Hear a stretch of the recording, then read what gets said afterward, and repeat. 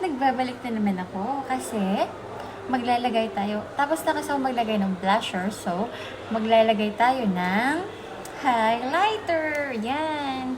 Ito yung highlighter. Diba? Kasi dapat maganda. Maganda kasi pag nagba-blush ka, kailangan mo din maglagay ng highlighter para mag-glow yung pisngi mo. Diba? Tignan nyo, maganda yung blusher. Pero pag lalagyan pa yan siya ng highlighter, mas maganda siya. Hello? Still we have 10? Change? 10, 10, 20, 20. 2020? Still there. Wait, I will check. Cut muna kasi may magpapa-change. 10, 20.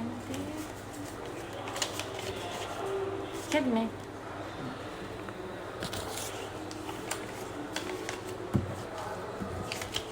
40, 50. Thank you very much.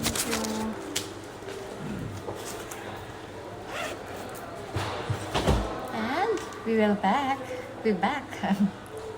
Mali-mali ba yung English ko, no? And ito, gusto kong ilagay. Sa ilong, itong dark ang nilalagay ko. Pero medyo matangos-tangos yung ilong natin. Panti lang. Tapos tak-tak. Diba? Oh, nagsastart na siya mag-glow. Tapos, side by side, gusto ko ito na kulay. Yan. Oh, diba? Nag-glow na siya. Yun na kasi yung sikreto. Pero alam niyo, hindi ako marunong mag-makeup totally. Magaya lang ako. Hindi rin ako nanonood ng mga tutorial. Kasi dito sa Oman, mahilig mag-makeup ang mga babae nila dito. Makeup nila is life.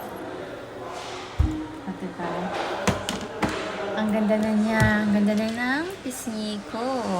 Nag-glow. Pati ilong ko nag-glow. Diba? Asya, sige na. Thank you for watching. Bye-bye!